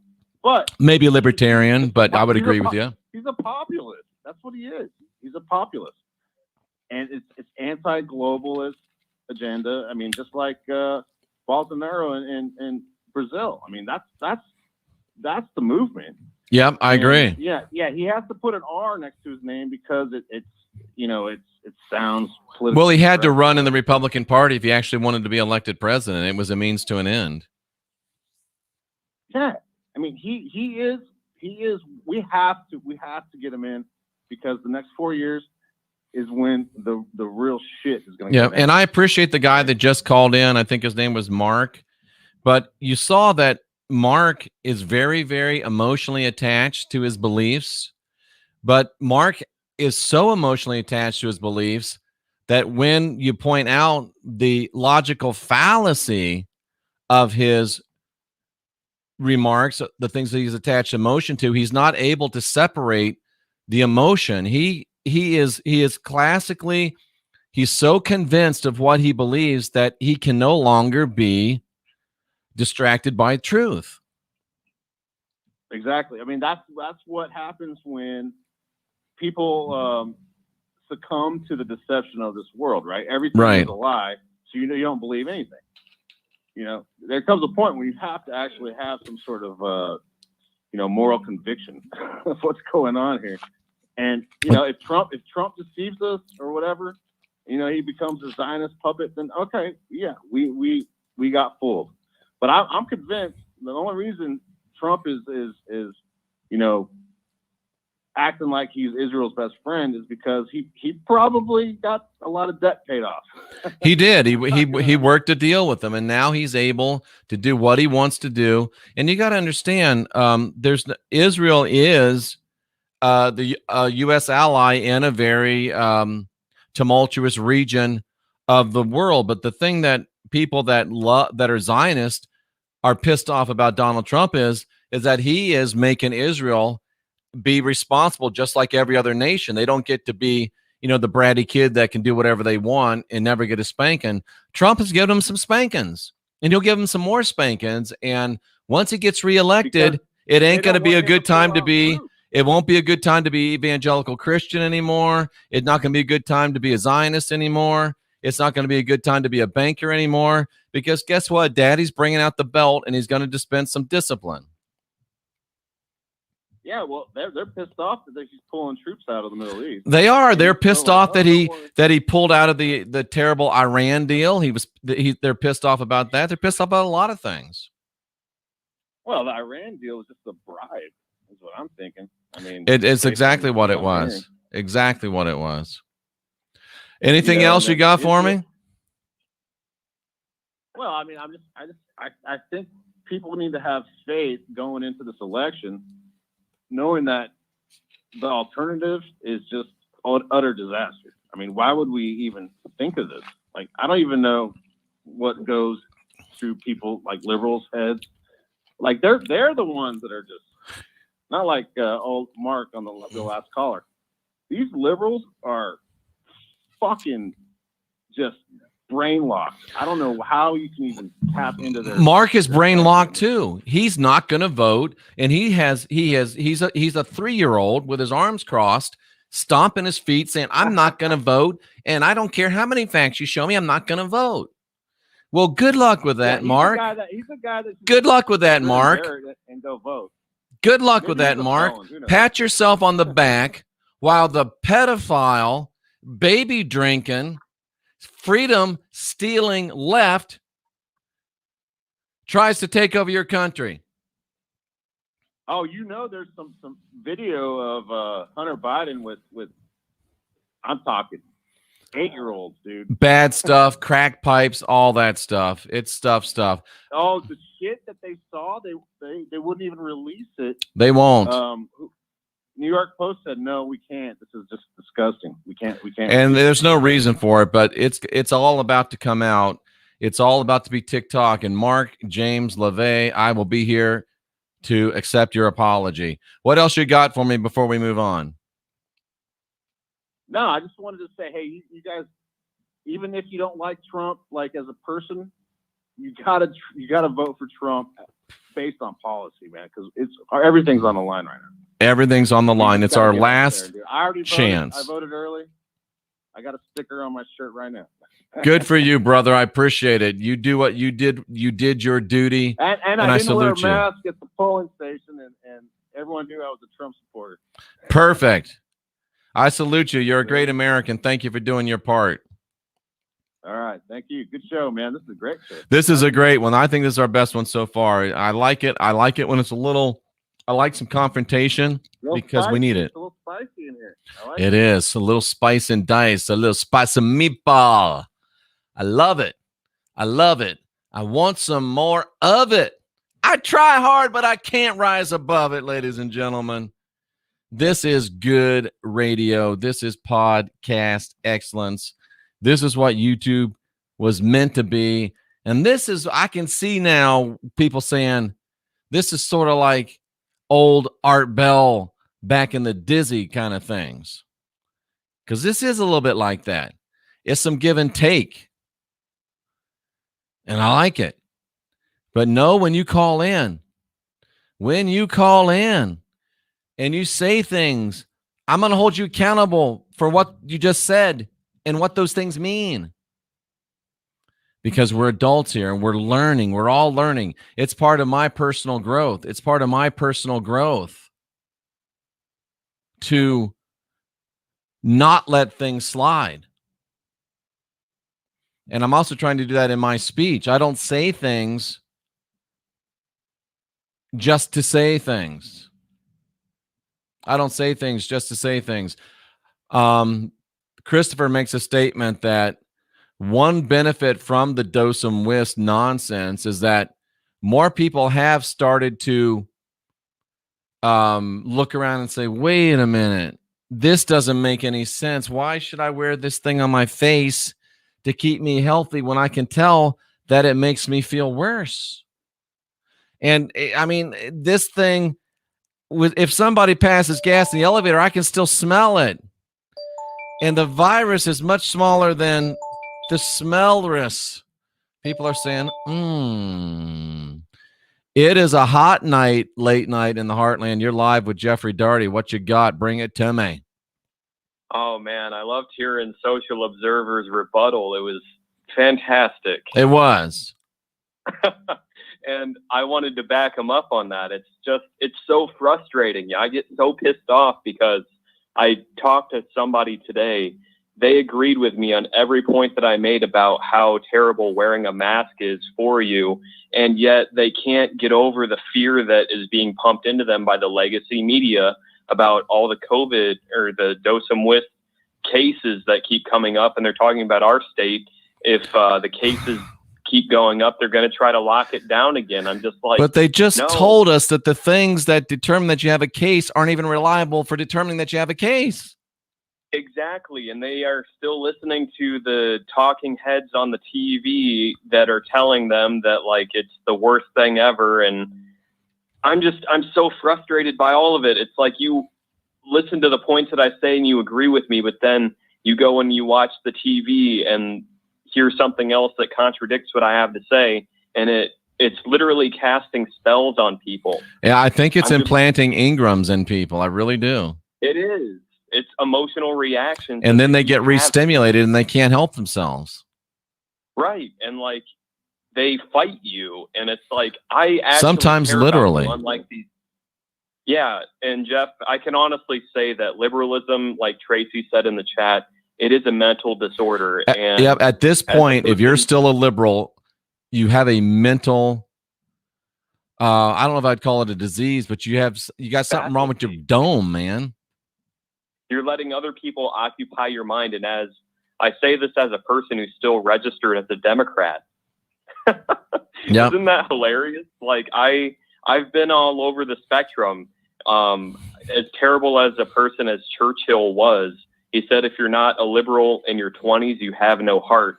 If you're not conservative by your 30s, you have no brain. And he probably didn't say that. Somebody ghost wrote it for him, but it makes a lot of sense. I mean, listening to Mike King, we know what his history is. Yeah. But you get my point, is that like when you're a young person, you are instilled with the virtues of your family values, whatever those are, and that is your biggest influence. When you go through high school, you start to change, and when you go off to college, you become a different person. I myself became more liberal in my views, and I sympathized with a lot of emotional appeals. And then when you graduate, you start working in the real world, and it brings you back to the middle ground, and then you start to see how crazy people are, and then it really just forces you further into being a conservative. And really, It's not even a left versus right paradigm anymore. They've shown their hand, and as a person who's been on both sides of the fence, we have the moral high ground, and we have to reaffirm and flex that, or else our society is going to decay. We do. Christopher makes a great statement. He says, wearing a mask is like putting up a chain link fence to stop mosquitoes. Joe Sapien says the mask is the new slave collar. Right. And you explain that to people and they follow your logic and they agree with you. But then again, they watch the legacy media and all the points that you just tried to hammer home to erase their engrams. The engram programming kicks back in. It does. It's crazy. So and somebody just said, someone had said the dose and whist is making some people start to ask questions. And somebody else said, and I think they were right, Dank Aaron said, yeah, but it's driving other people deeper and deeper into sleep, metaphorically.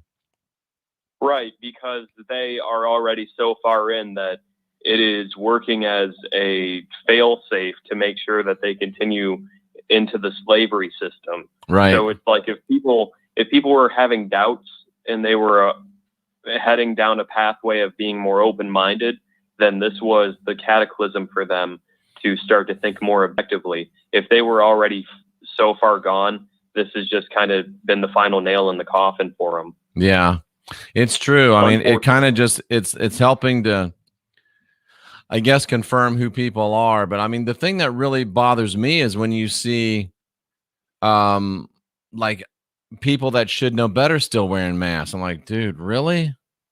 Absolutely. And you give them examples of doctors and nurses and all these other health professionals that have come out and said, like, hey, this is not good. And they'll agree with you, but then they hear other things on the news. And I think it's the engrams that are triggering are fear related to their survival. And so when it comes to, they think they're in a life or death situation, that's what it's playing upon, is their fear of dying. Of and death. Vern makes a good point. If you've got your mask on in a place where people are smoking, can you still smell the smoke? And if you can, you could still be breathing in the dose and whist. Right. And again, they see your points, but they are afraid to engage in basically, I don't know. I can't think of the. Are they afraid of dying, or are they just afraid of people looking at them like they're a bad person? I think it's the second. What you said is that they're afraid of the civil disobedience, that they would rather fall in line And that truly shows where their loyalties lie, that they would rather live comfortably as slaves than to stand on their feet as free people and face criticism and deal with the incoming flack. They're afraid of being Karen. Yeah. I don't know. I mean, you get the point that I'm trying to bring across. I do. But for someone to just cross their arms and stamp their feet like a child and say, I'm not going to vote, it's like you're literally choosing death. But for somebody to say, I'm not going to vote because I don't want to take a vaccine, that is probably the dumbest statement that I've heard in a long time. If you don't vote, you're guaranteeing that you're going to get a vaccine and that you're going to have to wear a mask. I should have asked him, does he want to wear a mask? Because Biden is on record as saying, I'm going to mandate a mask for everybody. What else you got for me? I would feel bad for the guy if he wasn't so evil. If he wasn't such an evil, sick monster, I would feel bad for him. Yeah. I mean, it's pretty much confirmed at this point that if the New York Post, they didn't leak anything, they released information that was public. Brandon, let me let you go and get this person that's calling in. Thank you, brother. Feel free to call back. Yep. All right. It's late night. It's late night in the Heartland. You're live with Jeffrey Daugherty. Oh, hi there. This is Elizabethan Dios. You can just call me Jennifer. I'm phoning in regarding the sex change laws. It's crazy. I think it's happening all over the world. Why do you think it's happening all over the world? I agree with you. Why do you think it's happening, Jennifer? Well, it's happening here in British Columbia and in Vancouver. There is at least one case in the courts where the father wasn't allowed to do anything. He wasn't allowed to call his daughter her or she. Oh. He had to refer to his daughter as him. And the child started sex change hormone therapy at about, I believe it was 11 years old, around there. Maybe a little bit older, maybe 11, 12. Horrible. Horrible. Is it an agenda-driven thing, or is it just a stupidity-driven thing? I think it's both. It's really frightening. To me, it's genital mutilation. It is exactly right. It is genital mutilation, Jennifer. You're 100% right. And I think it is an agenda-driven thing because there's no way it could get passed through the courts under normal circumstances with normal people. I believe they're all connected. They have somebody of that mindset within our education systems. Of course, they're well connected with doctors that are going to support that agenda, as well as lawyers that support it. And come on, we all know the lawyers are going to know which judges would rule in what manner. So they'll play golf together, I'm quite sure. So I think you're exactly right. And what just came to my mind, and you'll remember this, Jennifer, is, and it was kind of a weird little statement when she first started making it. If you remember back in the day, Hillary Clinton coined that phrase that sounds really nice, but it was kind of the beginning of this deep, dark reach to take our children from us. Remember that she came up with, it takes a village to raise a child. I've come to the conclusion since then. I'm all for women's rights, and I was involved in, some women's groups over different issues, and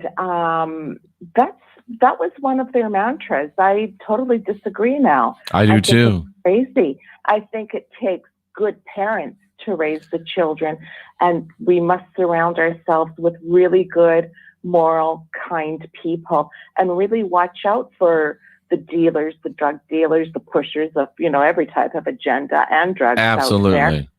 starting in grade school. It's absolutely crazy. You're so and right. My daughter and her friends would be telling me, which kids were dealing in grade school. And this wasn't a bad neighborhood. It's horrible. And, then I take a look at the parents and the types of people pushing these agendas. A lot of the parents were dealers. And then, or at least one said I knew. And Right. I knew of, and I knew them, and we lived down the block from them. But anyway, back to the whole thing. It's these people that are pushing, to, in my opinion, this agenda for sex change of our youngsters. Yeah, there's the whole movement there, and and it's being supported by teachers in the school system, in our education system, by doctors in our medical system, social workers, and of course they're all biased, right? That's their own bias being shoved down our children's throats. And there's no way I would want my children, my daughter's grown now, to go to school now. Me either. Nonsense going on. It's crazy. Either. And it's frightening.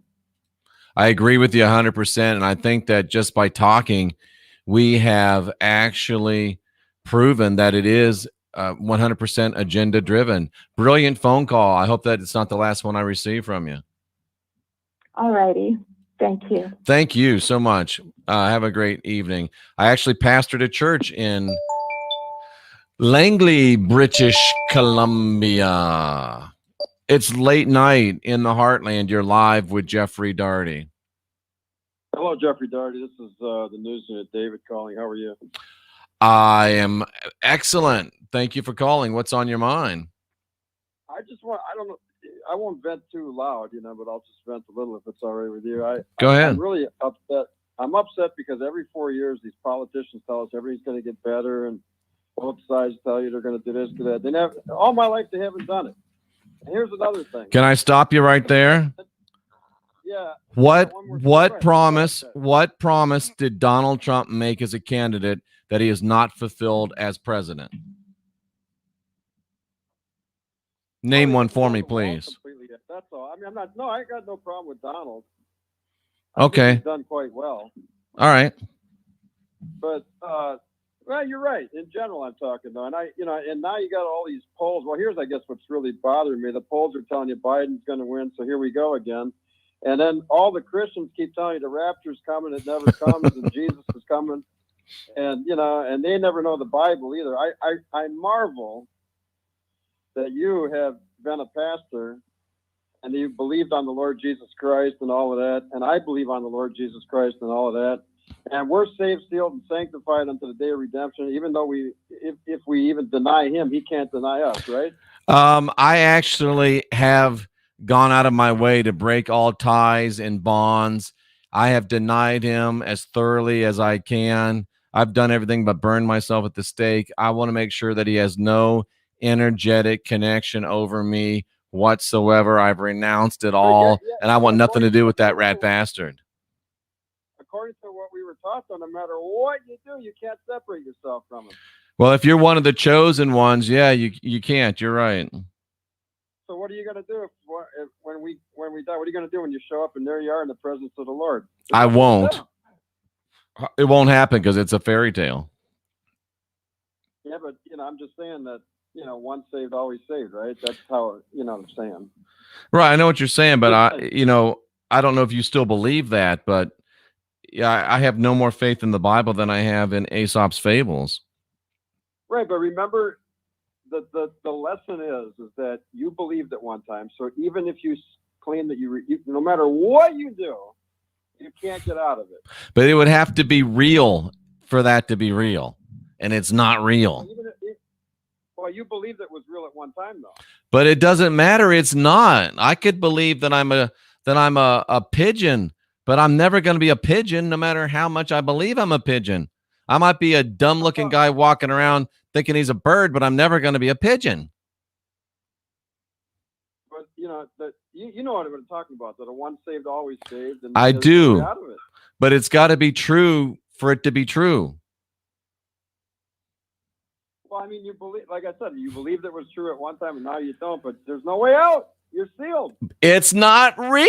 Well, I didn't say that. You're wrong. Can we move beyond this point because it's getting a little Sure, silly? okay.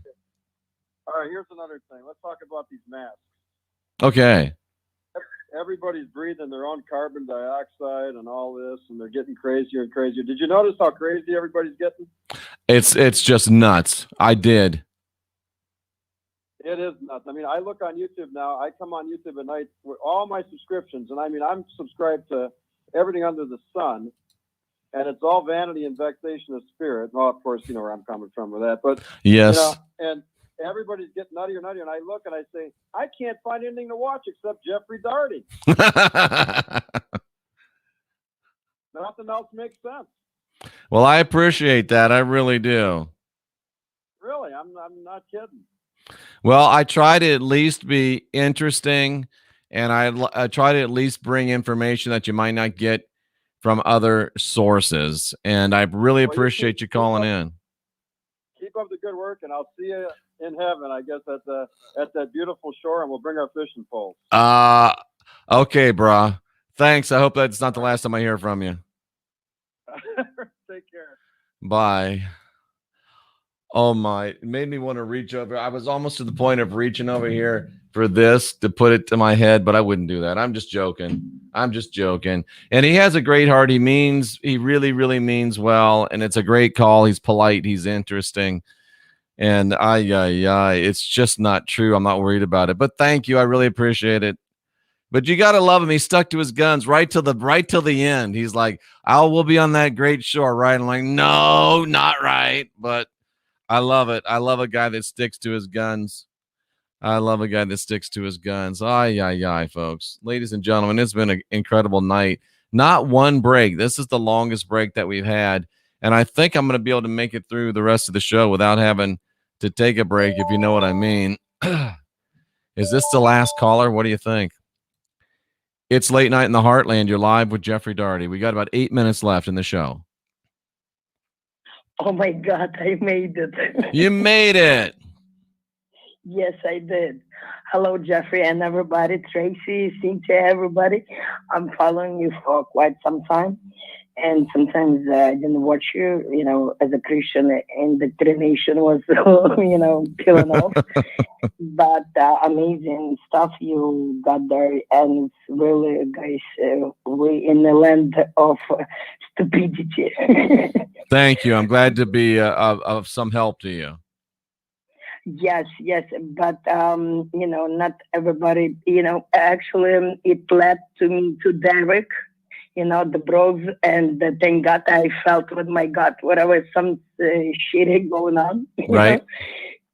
So, and then he kind of really empathy, and he called me Archon on the Discord and blocked me and called me Satan.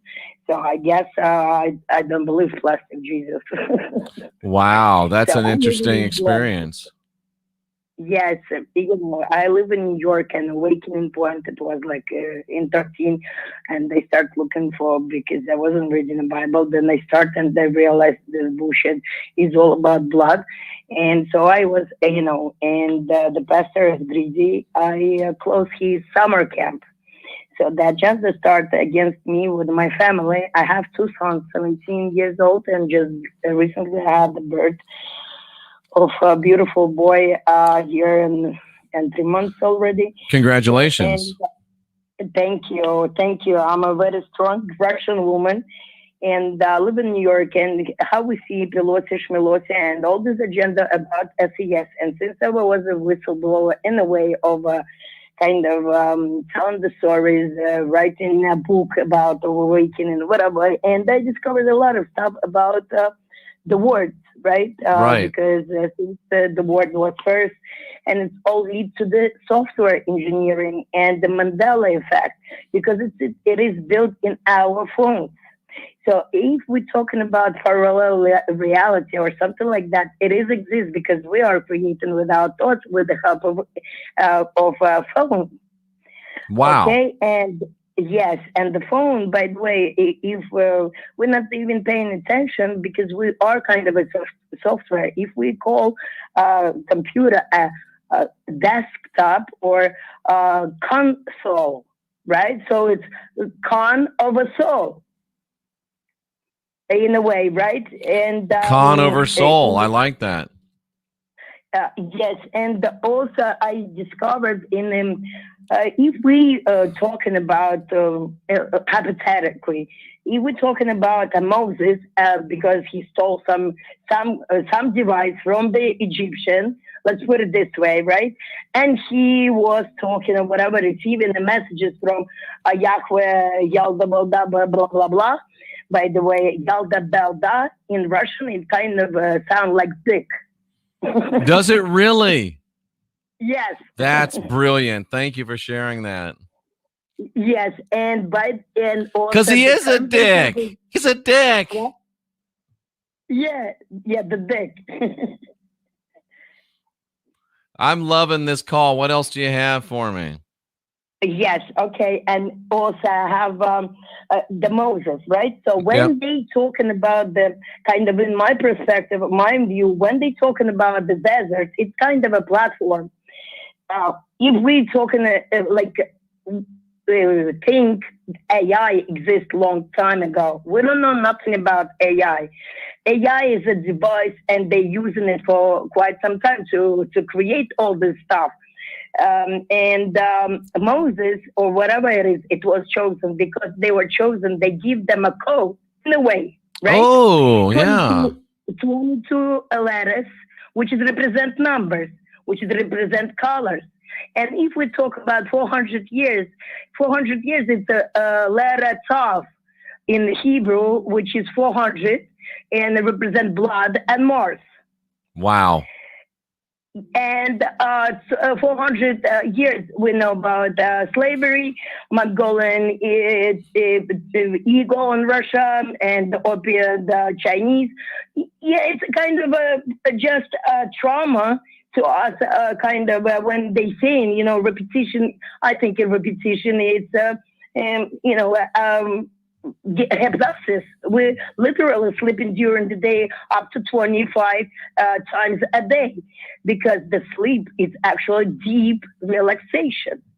Yep. So we don't know nothing about the sleeping. We're literally walking dead. That's why people don't understand. And those are anchors. They have special pitch of voice. So they put into hypnotic state people. And during this hypnotic state sleep, they created the Mandela effect. And the Mandela effect is just in Android, they have platform, it's a code inside the phone. And everybody should just eliminate that. And I'm trying to... Sorry that you had a strange noise come up, and I need to let you go because the show is over. Please call back tomorrow. I really, really appreciate it. This has been a show for the record books, ladies and gentlemen. It's Friday night.